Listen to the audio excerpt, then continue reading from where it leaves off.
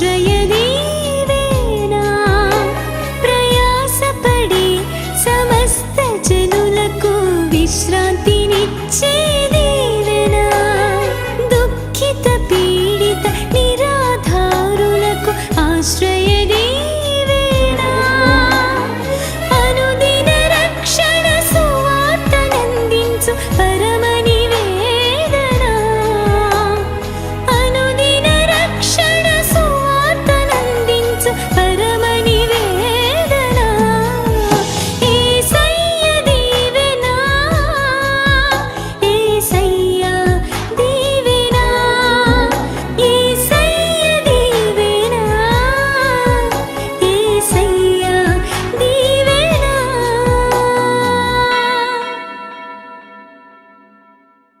అందరికీ కూడా ప్రభు పేరట ప్రత్యేకమైన వందనాలు తెలియజేస్తున్నాను. అందరికీ వందనాలండి. దేవుడు అందరిని దీవించును గాక. దేవునికి మహిమ. హల్లెలూయా, హల్లెలూయా. దేవుని వాక్యాన్ని కొద్దిసేపు ధ్యానం చేద్దాం. 1 సమూయేలు 16వ అధ్యాయము 12, 13 వచనాలు చదువుకొని వాక్య ధ్యానంలోకి వెళదాం. అతడు వానిని పిలువనంపించి లోపలికి తీసుకుని వచ్చాను. అతడు ఎర్రని వాడును చక్కని నేత్రము గలవాడును చూచుటకు సుందరమైన వాడునై ఉండెను. అతడు రాగానే నేను కోరుకున్నవాడు ఇతడే, నీవు లేచి వానిని అభిషేకించుమని యెహోవా సెలవీయగా తైలపు కొమ్ము తీసి వాని సహోదరుల ఎదుట వానికి అభిషేకము చేశాను. నాట నుండి యెహోవా ఆత్మ దావీదు మీదకి బలముగా వచ్చాను. తరువాత సమూయేలు లేచి రామాకు వెళ్ళిపోయాను. దేవుడి మాటలు మన వెనుకల్లో దీవించును గాక. ఈ మాటల్లో మనం నోట్ చేసుకోవాల్సిన, గీత గీసుకోవాల్సిన, కోట్ చేసుకోవాల్సిన ఒక మాట ఏంటంటే, నేను కోరుకున్నవాడు ఇతడే. అందరూ చెప్పండి మాట. ఎవరన్నారు ఈ మాట? దేవుడే అన్న మాట. ఎవరన్నారు చెప్పండి మాట. ఒక వ్యక్తిని గురించి దేవుడు ఏమంటున్నాడంటే, నేను కోరుకున్నవాడు ఇతడే. ఇంతకు ఆ వ్యక్తి ఎవరు? దావీదు. చెప్పాలి గట్టిగా, ఎవరు ఆ వ్యక్తి?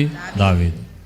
దావీదును చూచి దేవుడు అన్నాడు, నేను కోరుకున్నవాడు ఇతడే. దేవుడు ఎవరినైనా చూసి నేను కోరుకున్నవాడు ఇతడే అని అంటే అతని జీవితం ఎలా మారిపోతుందో కదా. దేవునికి స్తోత్రం. ఎలా మారిపోద్దో చెప్పను ఒక్క మాట. నేను కోరుకున్నవాడు ఇతడే అని అనక మునుపు దావీదు గొర్రెలు కాసుకునేవాడు. నేను కోరుకున్నవాడు ఇతడే అన్న మాట అన్న తర్వాత గొర్రెలు కాసుకునేవాడిని ప్రజలను కాసే రాజుగా దేవుడు మార్చేశాడు. స్తోత్రం చెప్పండి. హల్లెలూయా.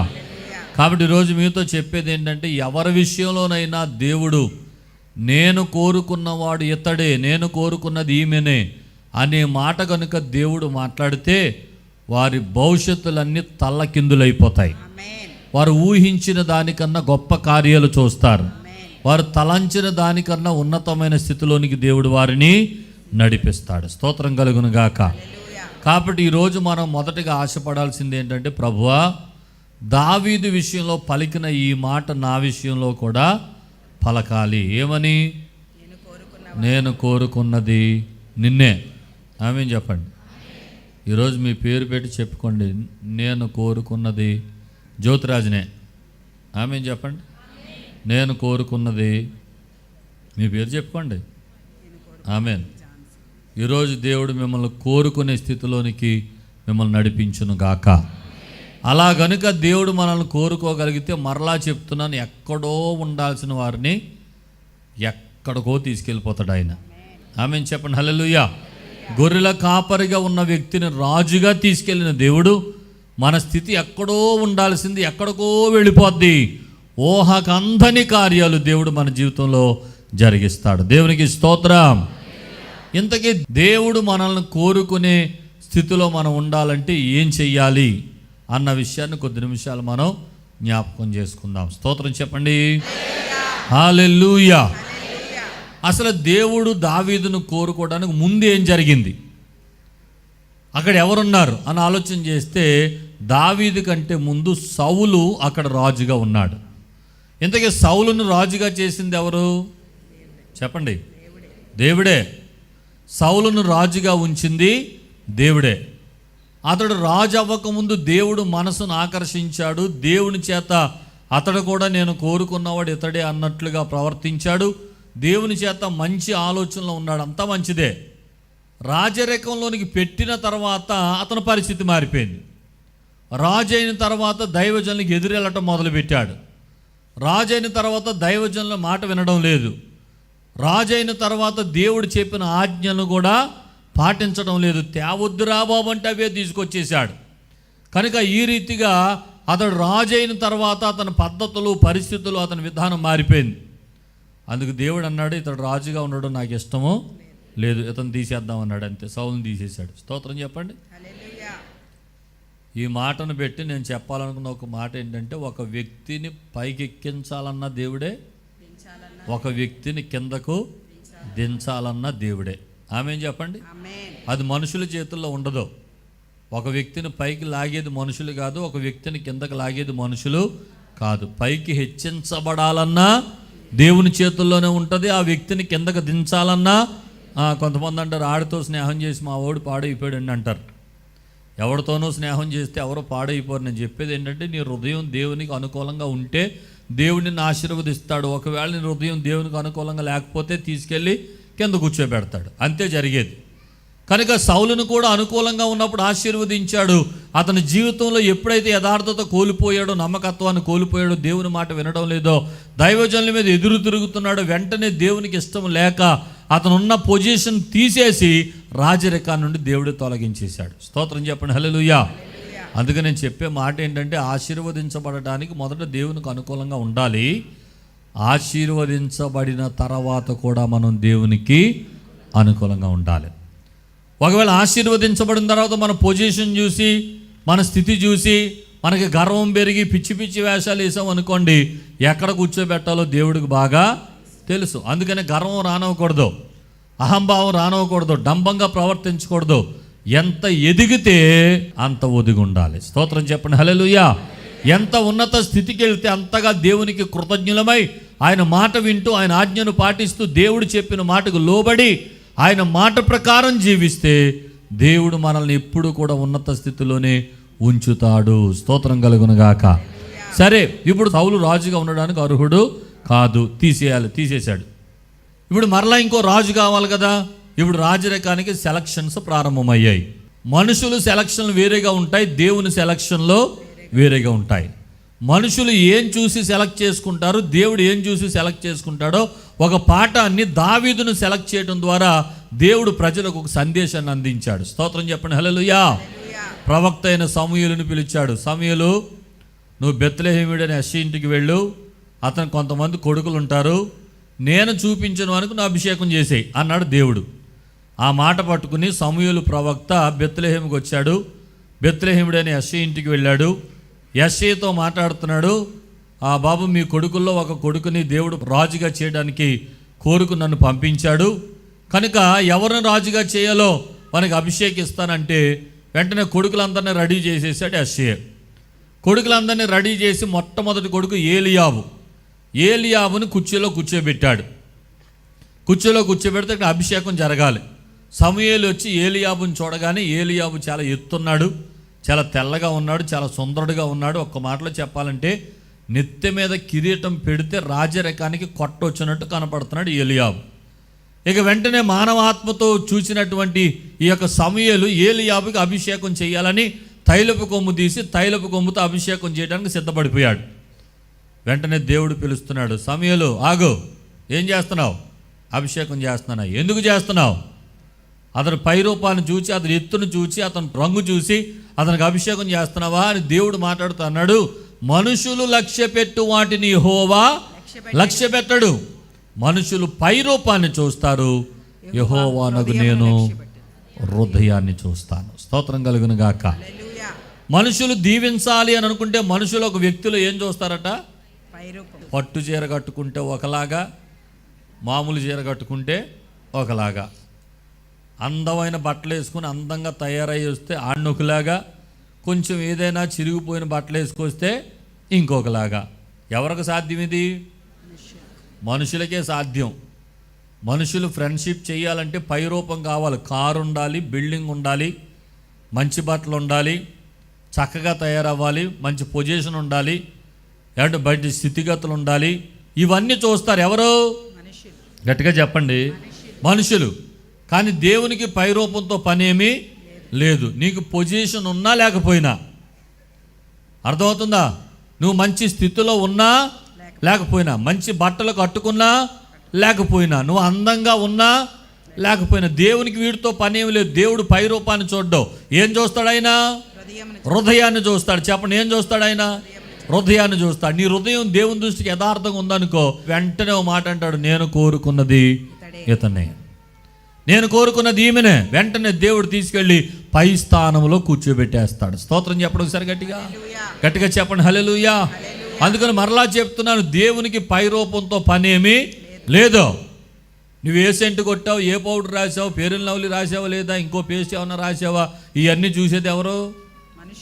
నువ్వు తెల్లగా ఉన్నా పర్వాలేదు, నల్లగా ఉన్నా పర్వాలేదు, ఎత్తుగా ఉన్నా పర్వాలేదు, 4 అడుగులే ఉన్నా పర్వాలేదు.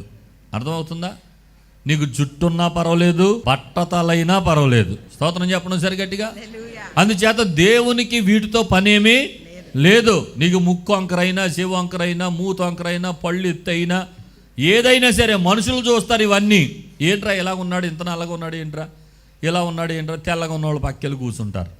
దేవునికి వాటితో పనేం లేదంటే నువ్వు ఎలాగున్నా, నీ రూపం ఎలాగున్నా, నీ స్వరూపం ఎలాగున్నా, దేవునికి కావలసిన తెలుపు మనిషిలో కాదు, గుండెకాయలో కావాలి. ఆయనకు హృదయం తెల్లగా ఉండాలి. స్తోత్రం చెప్పడం సరి గట్టిగా. హృదయం తెల్లగా ఉంటే, హృదయం యథార్థంగా ఉంటే, హృదయం పరిశుద్ధంగా ఉంటే, హృదయం దేవునికి కోరుకోదగినదిగా మార్చబడగలిగితే, నువ్వు పై రూపం ఎలాగున్నా సరే తీసుకొచ్చి దేవుడు నిన్ను మిద్ది మీద కూర్చోబెట్టేస్తాడు. స్తోత్రం చెప్పండి, గట్టిగా చెప్పండి. సంతోషకరమైన మాటలు వినబడుతున్నప్పుడు గట్టిగా కేకలు వేసి దేవుని స్తుతించాలి. హల్లెలూయా చెప్పండి, హల్లెలూయా. కాబట్టి ఈరోజు దేవునికి కావాల్సింది ఏంటి? రైట్, అయిపోయింది. ఏలియాబు అయిపోయాడు. 2వని తీసుకొచ్చారు, ప్రేరేపణ రావట్లేదు. 3వని తీసుకొచ్చాడు, దేవుని నడిపింపు రావట్లేదు. 4వని తీసుకొచ్చారు, నడిపింపు లేదు. 5, 6, 7 అందరూ అయిపోతున్నారు. ఇంకెవరు లేరు, ఎవరు కనపట్లేదు, ప్రేరేపణ రావటం లేదు. వెంటనే సమూయేలు అడిగాడు యెషయాని పిలిచి, యెషయా గారు, ఇంతమంది అయినా కొడుకులు ఇంకెవరైనా ఉన్నారు మీకు? అప్పుడు యెషయా చెప్పిన సమాధానం ఏంటంటే, ఇంకనూ కడసారి వాడు ఒకడు ఉన్నాడు, అయితే వాడు పొలములో గొర్రెలను కాస్తున్నాడు. ఇది వాడుక భాషలో చెప్పుకోవాలంటే ఎలాగంటే, అయ్యారు ఇంకా శివరోడు ఒకడు ఉన్నాడండి, ఆఖరుడు, ఆడు ఏం చేస్తున్నాడు? గొర్రెలు కాసుకుంటున్నాడండి. నా ఉద్దేశం ఏంటంటే, ఆడు గొర్రెలు కాయడానికి తప్ప దేనికి పనికిరాడు. పనికొచ్చేవాడు అయితే ఆడిని ఎక్కడ కూర్చోబెట్టేవాడు కదా కదా ఆడి మీద పనికొచ్చేవాడు అనే ఉద్దేశం ఉంటే ఎక్కడ కూర్చోబెట్టాలి? దావీదును కూడా కొడుకులందరితో పాటు అభిషేకం దగ్గరే కూర్చోబెట్టాలి. కానీ అభిషేకం దగ్గర లేకుండా వాడిని గొర్రెల దగ్గరే ఉంచాడంటే తండ్రి అభిప్రాయం ఏంటి? ఆడు గొర్రెలు కాయడానికి తప్ప దేనికి పనికిరాడు. ఇంటిలో అందరికన్నా చిన్నవాడు, ఆడు చిన్నోడు కాబట్టి ఆడెందుకు అభిషేకిస్తాడు దేవుడు? ఆడెందుకు కావాలి? ఆడు అక్కర్లేదు, ఆడి కాదు కావాల్సింది. పెద్ద పెద్దోళ్ళు ఉన్నారు ఇక్కడ, అభిషేకించబడితే వీళ్ళలోనే అభిషేకించబడాలి. దావీదు అభిషేకానికి అంత పనికిరాడు అని చెప్పి తీసుకెళ్ళి గొర్రెల తోటి దగ్గర వేసేస్తే సమూయేలు అన్నాడు, ముందాన్ని పిలవండి అన్నాడు. వాడు వచ్చిన తర్వాత ఇప్పుడు మనం 12, 13 వచనాలు చదివాం కదా, అదే అక్కడ జరిగింది. చదవండి మళ్ళీ 12. అతడు వాణ్ణి పిలువనంపించి లోపలికి తోడుకుని వచ్చాను. అతడు ఎర్రని వాడును, చక్కని నేత్రములు గలవాడును, చూచుటకు సుందరమైన వాడునై ఉండెను. అతడు రాగానే, నేను కోరుకున్నవాడు ఇతడే, నీవు లేచి వాడిని అభిషేకించుమని యెహోవా సెలవీయగా. స్తోత్రం చెప్పండి, హల్లెలూయా. ఇదిగో ఇప్పుడు వరకు ఇంతమందిని చూశాను, ఎవరి మీద ప్రేరేపణ రాలేదు. ఇంకెవరైనా ఉన్నారా? గొర్రెల తోటలో ఉన్నాడు, ఆడిని పిలవండి. ఆడు రాగానే ప్రభు చెప్తున్నాడు సమూయేలుతో, అబ్బాయి నేను కోరుకున్నది ఈ క్యాండిడేట్నే, అభిషేకించేయి. స్తోత్రం చెప్పండి, హల్లెలూయా. ఒక మాటలో చెప్పాలంటే దావీదు తృణీకరించబడిన వాడు. చెప్పండి, దావీదు అతని తండ్రి అతన్ని లెక్కలోనికి తీసుకోలేదు, ప్రక్కన పెట్టేశారు. తల్లిదండ్రులు ప్రక్కన పెట్టారు, అన్నలు పక్కన పెట్టారు. ఆడు గొర్రెల దొడ్డికి పరిమితం చేసేశారు. ఈడు చిన్నోడురా, ఆఖరోడురా, ఈడు పనికిరాడురా అని ప్రక్కన పెట్టేశారు. మనుషులకి పనికిరాని వాడే దేవునికి పనికొచ్చాడు. స్తోత్రం కలుగును గాక. ఎందుకో తెలుసా? అతని హృదయం దేవుని దృష్టికి యథార్థంగా ఉంది. ఇక్కడ కూర్చున్న వాళ్ళందరూ పై రూపాన్ని బాగానే చేసుకున్నారు కానీ హృదయాన్ని సిద్ధపరచుకోలేదు. దావీదు పై రూపము బాగుంది, హృదయం కూడా బాగుంది. స్తోత్రం చెప్పండి ఒకసారి గట్టిగా. అతడు హృదయాన్ని కూడా దేవునికి యథార్థంగా ఉంచాడు, అనుకూలంగా ఉంచాడు, దేవునికి ఇష్టమైనదిగా ఉంచాడు. అందుకే దేవుడు ఆ వ్యక్తిని ఆశీర్వదించాడు. స్తోత్రం చెప్పండి హల్లెలూయా. కాబట్టి నేను చెప్పే మాట ఏంటంటే, మనుషులు లక్ష్య పెట్టు వాటిని యెహోవా మనుషులందరూ లక్ష్య పెట్టే వాటిని దేవుడు లక్ష్య పెట్టడు, హృదయాన్ని చూస్తాడు. అందుచేత నువ్వు ఎక్కడున్నావు అన్నది కూడా దేవునికి అవసరం లేదు, నువ్వు ఎలా ఉన్నావు అన్నది దేవునికి అవసరం లేదు. మనుషులు నిన్ను గుర్తించారా లేదా అది దేవునికి అక్కర్లేదు. మనుషుల చేత గణపరచబడుతున్నావా లేదా అది దేవునికి అక్కర్లేదు. మనుషులందరూ తృణీకరించినా, ప్రక్కన పెట్టినా, నీ మాట లక్ష్య పెట్టకపోయినా, నిన్ను చివరవాడవనో చిన్నవాడవనో చిన్నదానివనో అందరూ కూడా నిన్ను ప్రక్కన పెట్టేసినా, దేవుడు మాత్రం ప్రక్కన పెట్టడు. ఎప్పుడో తెలుసా? నీ హృదయం దేవుని దృష్టికి యథార్థంగా ఉన్నప్పుడు. స్తోత్రం చెప్పండి హల్లెలూయా, హల్లెలూయా, హల్లెలూయా. కనుక దావీదు ఆ గొర్రెల దొడ్లో ఎక్కడో ఉన్నాడండి, లోపల ఉన్నాడండి, అందరూ ప్రక్కన పెట్టేశారండి. కొన్నిసార్లు నీకు అనిపిస్తుంది, నా మాట ఎవరు లెక్క చేయట్లేదండి, నన్ను అందరూ ప్రక్కన పెట్టేశారండి, నేను చాలా తృణీకరించబడిన వ్యక్తిగా ఉన్నానండి, మా ఇంట్లో నన్ను చాలా హీనంగా చూస్తున్నారండి, నా పరిస్థితిని బట్టి ఎవరు నన్ను పట్టించుకోవడం లేదండి. ఒకసారి కొన్ని సంవత్సరాల క్రితం ఒక సహోదరుడు నా దగ్గరకు వచ్చి చెప్పిన మాట, అన్నా నాకు ఎక్కువగా చచ్చిపోవాలని అనిపిస్తుంది అన్నాడు. ఎందుకని అంతా? ఒక గవర్నమెంట్ టీచర్ అయినా, గవర్నమెంట్ టీచరు, నీకెందుకు వస్తుంది ఆలోచన? సంపాదన ఉంది కదా, ఎందుకు చచ్చిపోవాలనిపిస్తుంది అంటే ఆయన చెప్పిన మాట ఏంటంటే, మా ఇంట్లో 4 అన్నదమ్ముళ్ళు, ఒక ఆయన ఒక దేశంలో పెద్ద డాక్టర్, కోట్లు సంపాదించాడు, ఇంకొక ఆయన పెద్ద ఇంజనీర్ వేరే దేశంలో కోట్లు సంపాదించాడు, ఒక ఆయన ఇక్కడ పెద్ద బిజినెస్ మ్యాన్ కోట్లు సంపాదించాడు, నేను ఒక్కడనే గవర్నమెంట్ టీచర్ని. మా ఇంట్లో 4 కూర్చొని ఏదైనా ఒక సందర్భం గురించి మాట్లాడుకోవాల్సి వచ్చినప్పుడు అందరూ మాట్లాడతారు, 3 మాట చెల్లుతుంది, 3 ఏం సజెషన్ ఇచ్చినా తీసుకుంటారు. పొరపాటున నేను కూడా లేచి ఏదైనా సజెషన్ ఇద్దామని ఒక మాట మాట్లాడతారు, అయ్యి పంతులు నీకెందుకురా కూర్చో అంటారంట. ఏమంటే గవర్నమెంట్ ఉద్యోగం కూడా చెల్లలేదంట వాళ్ళకి. నీకెందుకురా కూర్చో, నువ్వు మాట్లాడుకో, మేము చెప్తున్నాం కదా, ఇನ್ನು చిన్నోడు, మేము చెప్పింది నేను అని కూర్చోబెట్టేస్తుంటే, ప్రతి దానికి నన్ను తృణీకరిస్తుంటే, ప్రతి దానికి నన్ను ప్రక్కన పెడుతుంటే నా మనసు చాలా గాయపడుతుందండి, బ్రతకడం ఎందుకని అనిపిస్తుందండి అని చెప్పి ఒకసారి చెప్తూ వాపోయాను నేను. ఇదేంట్రా ఇంతగా సంపాదించుకుంటున్నాడు గవర్నమెంట్ ఉద్యోగస్తుడు, దీనికి ఎలా ఉందా? వెంటనే నేను ఆయనతో చెప్పిన మాట ఏంటంటే, ఏం కంగారు పడద్దు, మనుషులు పైరూపం చూస్తారు, దేవుడు హృదయాన్ని చూస్తాడు. నీ హృదయం యథార్థంగా ఉంటే దేవుడు ఒక రోజు ఆశీర్వదిస్తాడని చెప్పాను. ఒక 2-3 సంవత్సరాల తర్వాత మళ్ళీ అదే వ్యక్తి కనపడి చెప్పిన గొప్ప సాక్ష్యం ఏంటంటే, అన్నా మీరు చెప్పారు నిజంగా, నేను బలం తెచ్చుకున్నాను, నా భార్య ఖాళీగా ఉంటుందని నా భార్య పేరు మీద ఒక బిజినెస్ ప్రారంభించాం, ఆ బిజినెస్ దేవుడు ఎంత ఆశీర్వదించాడంటే నా ఉద్యోగానికి 3 రెట్లు ఎక్కువగా మాకు లాభం ఇచ్చే రీతిగా దేవుడు ఆ వ్యాపారాన్ని దీవించాడని సాక్ష్యం చెప్పాడు. స్తోత్రం చెప్పండి హల్లెలూయా. ఇప్పుడు వాళ్ళతో సమానం అయిపోయాడంటే ఈయన కూడా. స్తోత్రం చెప్పడం సరి గట్టిగా. అందుచేత కొన్నిసార్లు మనం కించపరచబడతాం, హీనపరచబడతాం, కొన్నిసార్లు మనల్ని హేళనగా చూస్తారు, అరే ఈడా అని మనం కొన్నిసార్లు అవహేళనతో మాట్లాడే పరిస్థితులు కూడా మన జీవితంలో సంభవిస్తాయి. స్తోత్రం చెప్పడం సరిగట్టిగా. దేవునికి ఏం కావాలి? ఆయన సన్నిధిలో యథార్థంగా ఉంటే, ఆయన సన్నిధిలో దేవునికి ఇష్టంగా బ్రతికితే, మన హృదయాన్ని దేవునికి అనుకూలంగా మలుచుకుంటే, ప్రభువా నీకు ఇష్టమైన హృదయాన్ని నాకు కావాలని ఆయన కోరుకుంటే, అలా దేవునికి ఇంపైన హృదయంగా మన హృదయాన్ని కోరుకుని అలా నడిపించుకోగలిగితే, చెప్తున్నాను ఒక రోజు వస్తుంది, మనుషులు కించపరచవచ్చు, మనుషులు దూషించవచ్చు, మనుషులు అవహేళన చేయొచ్చు, మనుషులు నిన్ను ప్రక్కన పెట్టవచ్చు, మనుషులు కొన్నిసార్లు అందరికన్నా హీనంగా నిన్ను తీసి పడేయచ్చు, కానీ నా దేవుడు నిన్ను ఎప్పుడు కూడా విడిచిపెట్టడు. స్తోత్రం చెప్పండి హల్లెలూయా. అందుచేత మనుషులు పై రూపాన్ని చూస్తారు, దేవుడైతే చెప్పండి హృదయాన్ని. స్తోత్రం చెప్పండి హల్లెలూయా. ఇంకో మాట కూడా చెప్తున్నాను, దేవునికి చిన్న పెద్ద అనే తేడా కూడా లేదు. దావీదు ఎన్నోవాడు ఇంట్లో? చెప్పండి, ఆఖరోడు. నేను చెప్తున్నాను, ఈ రోజున మీరు ఇంట్లో చిన్నోళ్ళు అవ్వచ్చు, మీరు ఇంట్లో ఆఖరోళ్ళు అవ్వచ్చు, లేదా మీ కుటుంబంలో మీరు చిన్నోళ్ళు అవ్వచ్చు, లేదా సమాజంలో మీరు చిన్నోళ్ళు అవ్వచ్చు, మీకన్నా పైన పెద్దోళ్ళు చాలామంది ఉండొచ్చు, మీ మీద పెత్తనాలు చేయవచ్చు, వాళ్ళ కింద మీరు చిన్నోళ్ళు అవ్వచ్చు. ఈరోజు పెద్దోళ్ళని దేవుడు దీవిస్తాడు, చిన్నోళ్ళని దేవుడు దీవించడు. అసలు అలాంటి దేవుడు కాదు మన దేవుడు. చిన్న పెద్ద కాదు దేవునికి కావాల్సింది. నువ్వు పెద్దోడువైనా చిన్నోడువైనా నువ్వు దీవించబడాలంటే యథార్థ హృదయం కావాలి దేవునికి. పైరూపం అక్కర్లేదు. నీ పొజిషన్ బాగుంది కాబట్టి ఇంకో మెట్టిని పైకి లేపుదామని నీ పొజిషన్ బట్టి నిన్ను దీవించే దేవుడు కాదైనా.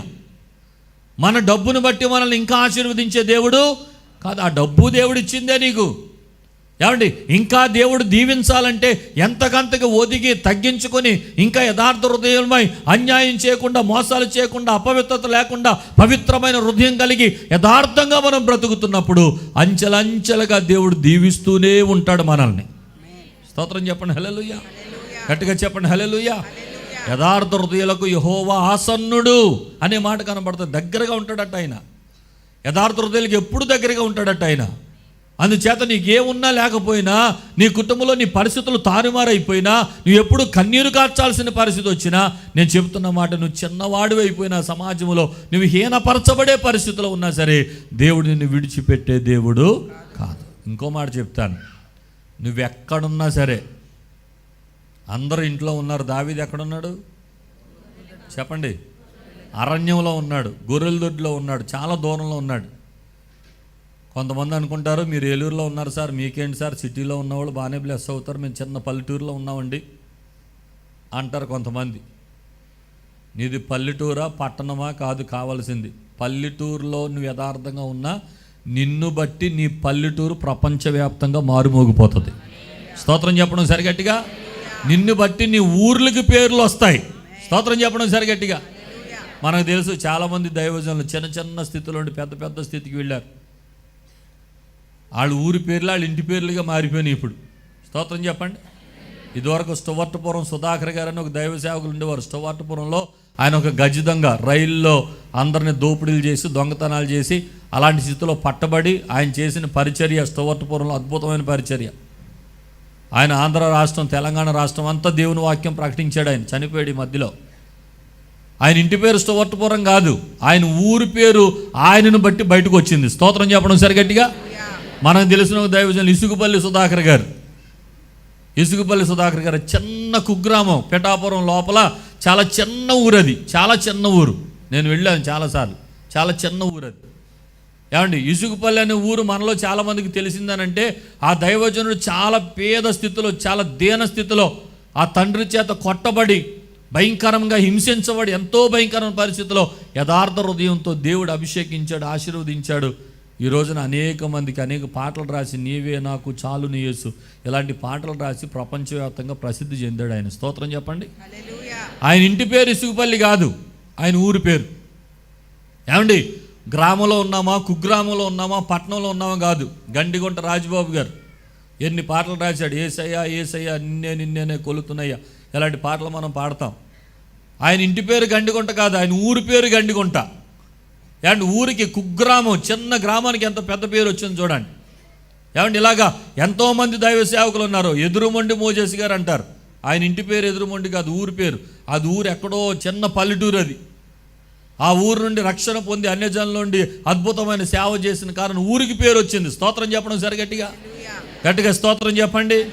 ఇలా ఎంతోమంది దైవ సేవకులు ఉన్నారు. ఈ రోజున నాకు తెలిసిన చాలామంది దైవ సేవకులు నాకు చెప్పే సాక్ష్యం ఏంటంటే, నేను పలానా ఊరు వెళ్ళానండి, ఆ ఊరు వెళ్తే ఏ ఊరు అని అడిగారు, ఏలూరు అన్నాను. ఏలూరులో జ్యోతిరాజు గారు తెలుసా అని అడుగుతారండి మమ్మల్ని అన్నాడు. మా ఇంటి పేరు కూడా ఏలూరు అయింది అక్కడ. స్తోత్రం చెప్పడం సరిగట్టిగా. ప్రపంచవ్యాప్తంగా మా బిషప్ అయ్య గారు కూడా చెప్పారు ఒకసారి, ఎర్నెస్ట్ అయ్య గారు ఏదో దేశం వెళ్తే మన్నా మినిస్ట్రీస్ అనగానే ఏలూరు జ్యోతిరాజు గారు తెలుసా అని అడిగారట. అయ్యగారు ఎంతో సంతోషపడి, నా కొడుకే మా అబ్బాయే అని చెప్పాను అయ్యా నీ గురించి అని చెప్పారు. స్తోత్రం చెప్పడం సరిగట్టిగా. అవును, ఎన్నిక లేని వారిని, ఎంపిక లేని వారిని, ఏమండి, ఎక్కడో కుగ్రామాల్లో ఉన్నవారిని, ఎక్కడో లోపల ఉన్నవారిని, అడుగునున్న వారిని, గుర్తింపు లేని వారిని, హీన దశలో ఉన్నవారిని, తృణీకరించబడిన వారిని దేవుడు ఆశీర్వదిస్తాడని చెప్పడానికి ఈ ఉదాహరణలన్నీ మీకు జ్ఞాపకం చేస్తున్నాను. స్తోత్రం కలుగునుగాక. అందుకని దేవుడు పై రూపాన్ని చూడడం, ఏం చూస్తాడు చెప్పండి? నీ పెద్ద కారు ఉంటే నిన్ను తీసుకెళ్ళి పైన కూర్చోబెట్టాడు ఆయన. అర్థమైందా? నువ్వు పూరు గుడిసెలో ఉన్నా, తినడానికి తిండి లేకపోయినా, గెంజి నీళ్లు తాగుతున్నా, చదువు లేకపోయినా, హీన దశలో ఉన్నా, ప్రజలందరూ తృణీకరించిన, నిన్ను ఒక రోజు వస్తుంది. ఆ రోజున రాత్రి దేవుడు దావీదుని ఎలా దీవించాడో అలా నిన్ను కూడా పైన కూర్చోబెట్టగలిగిన గొప్ప దేవుడు ఆయన. ఎప్పుడు చెప్పండి, ఎప్పుడు కోరుకుంటాడు దేవుడు? హృదయం యథార్థంగా ఉంటే దేవుడు మనల్ని కోరుకుంటాడు. స్తోత్రం చెప్పండి హల్లెలూయా. రైట్. కోరుకున్న దేవుడు ఏం చేస్తాడు? అభిషేకిస్తాడు. చెప్పండి, కోరుకున్న దేవుడు ఏం చేస్తాడు? ఇప్పుడు దావీదును కోరుకుని దావీదుని ఏం చేశాడు దేవుడు? దేవుడు ఎవరిని కోరుకుంటాడు? యథార్థ హృదయంలోను. గట్టిగా చెప్పండి, దేవుడు ఎవరిని కోరుకుంటాడు? అందరూ చెప్పండి, దేవుడు ఎవరిని కోరుకుంటాడు? యథార్థ హృదయం కోరుకుని ఏం చేస్తాడు? అభిషేకిస్తాడు. చెప్పండి, కోరుకుని ఏం చేస్తాడు? అభిషేకిస్తాడు. నిజమే, దావీదుని దేవుడు అభిషేకించాడు. అభిషేకించిన తర్వాత అనుభవం ఏంటో తెలుసా? ఆ చివరి మాటలో చదివితే, ఆ నాట నుండి యెహోవా ఆత్మ దావీదు మీదకి బలముగా వచ్చాను. అభిషేకించబడిన వారిని దేవుడు ఏం చేస్తాడంటే బలవంతులుగా మార్చేస్తాడు. స్తోత్రం చెప్పండి. ఇప్పుడు ఈ 4 మాటలు చెప్పండి. దేవుడు ఎవరిని కోరుకుంటాడు? కోరుకున్న వాళ్ళని ఏం చేస్తాడు? అభిషేకించిన వాళ్ళని ఎలా చేస్తాడు? బలవంతులుగా చేస్తాడు. అభిషేకం మనలోకి ఏం తీసుకొస్తుంది? బలం తీసుకొస్తుంది. గట్టిగా చెప్పండి ఒకసారి, ఏం తీసుకొస్తుంది? కాబట్టి మనకి ఏం కావాలి? అభిషేకం రావాలంటే దేవుడు మనల్ని కోరుకోవాలి. దేవుడు మనల్ని కోరుకోవాలంటే యథార్థ హృదయం కావాలి. స్తోత్రం చెప్పండి. హల్లెలూయా. నువ్వు అభిషేకించబడ్డావా, నీ పరిస్థితి అంతా మారిపోతుంది. నువ్వు అభిషేకించబడ్డావా, నీ బలం కాదు, దైవ బలం యాడ్ అయిపోద్ది నీలోకి. నువ్వు అభిషేకించబడ్డావా, నీ శక్తి కాదు, దేవుని శక్తి నీలోకి వచ్చేస్తుంది. స్తోత్రం చెప్పండి. అందుచేత ఈరోజు ప్రభువుని అడగాల్సిన ఒక మాట ఏంటంటే, ప్రభువా నన్ను నీ ఆత్మతో అభిషేకించండి. అలా అభిషేకించని అడిగే ముందు, ప్రభువా నీవు నన్ను కోరుకొండునైనా, నీవు కోరుకునే వ్యక్తిగా నేను ఉండాలి. నీవు నన్ను కోరుకోవాలంటే యథార్థ హృదయం కావాలి. ఇంకా నాలో చెడుగు, పాపము, దోషం, అసహ్యమైన కార్యాలు, అన్యాయం, అవినీతి ఏమున్నవి అన్ని కడిగేండినైనా నీ రక్తంతో కడిగి నన్ను పవిత్రపరచండి. ఇదిగో నా హృదయాన్ని నీకు ఇష్టమైనదిగా మలుచుకొని నన్ను కోరుకొని అభిషేకించండి ప్రభు అని అడగండి. ఆయన అభిషేకిస్తాడు. అభిషేకిస్తే నువ్వు బలవంతుడిగా, బలవంతురాలుగా మారిపోతావు. హల్లెలూయా. చెప్పండి హల్లెలూయా. అసలు అభిషేకించబడినోడు బలం ఏంటో తెలుసా? అణువణువున బలమే. ఏం చేసినా బలమే. పాట పాడినా బలమే. వాయిద్యం వాయించినా బలమే. నువ్వు కంటి చూపుతో చూసిన అది బలమే. నీ నీడ పడినా బలమే. స్తోత్రం చెప్పండి, గట్టిగా చెప్పండి. నిజమేనండి. దావీదు యొక్క అభిషేకం పొందిన తర్వాత జరిగిన 2 కార్యాలు చెప్పి ముగిస్తాను. ఒకటి, సౌలులోనికి దురాత్మలు వచ్చినప్పుడు దావీదుని పిలిపించారు. ఎందుకు? వాయిద్యం వాయించడానికి. దావీదు వాయిద్యం వాయిస్తుంటే సౌలులో ఉన్న దురాత్మలు పారిపోయినాయట. స్తోత్రం చెప్పడం సరి గట్టిగా.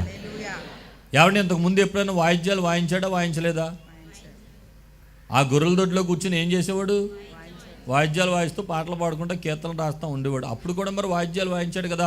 అప్పుడు దయ్యాలు పారిపోయిన స్టోరీలు ఏమైనా ఉన్నాయా? ఏమి లేవు. మరి ఇప్పుడు ఎందుకు వచ్చింది? దేవుడు అభిషేకించాడు. ఒకప్పుడు వాయిద్యాలు వాయించాడు కానీ దయ్యాలు పారిపోయిన హిస్టరీ అతనికి లేదు. కారణం ఏంటంటే అప్పుడు అభిషేకం లేకుండా వాయిద్యాలు వాయించాడు. ఆ దయ్యాలు పారిపోయిన స్టోరీలు ఏమి కనపడలేదు. కానీ ఇప్పుడు అభిషేకించబడిన తర్వాత వాయిద్యాలు వాయిస్తుంటే దురాత్మలు పారిపోతున్నాయి. స్తోత్రం చెప్పండి. అందుచేత నీకున్న ఆ తలాంతుల్లో అభిషేకము కలిస్తే నీ తలాంతు శక్తివంతమైన తలాంతుగా మారిపోతుంది. పేతురు నీడ పడితే చాలు రోగులు బాగుపడిపోయారు. ఎందుకని? పేతురులోకి వచ్చిన అభిషేకం అలాంటిది, ఆ పరిశుద్ధాత్మ శక్తి అలాంటిది. నేను చెప్తాను ఖచ్చితంగా ఒక మాట. దేవుని ఆత్మచేత అభిషేకించబడిన వాడు, దేవుని అభిషేకాన్ని పొందుకుని నడిచేవాడు నీడలో కూడా అద్భుతాలు జరుగుతాయి. అతని కంటి చూపులో కూడా అద్భుతాలు జరుగుతాయి. స్తోత్రం చెప్పడం సరిగట్టిగా. అతని చేతి తాకిడికి అద్భుతాలు జరుగుతాయి. స్తోత్రం చెప్పడం సరిగట్టిగా. దేవుని కార్యాలు, బలమైన కార్యాలు అభిషేకం ద్వారా నీ జీవితంలో జరుగుతాయి. అభిషేకించబడాలంటే దేవుడు నిన్ను కోరుకునే వ్యక్తిగా ఉండాలి. కోరుకునే వ్యక్తిగా ఉండాలంటే నీ హృదయం దేవుని దృష్టికి యథార్థంగా ఉండాలి. ఆమేన్.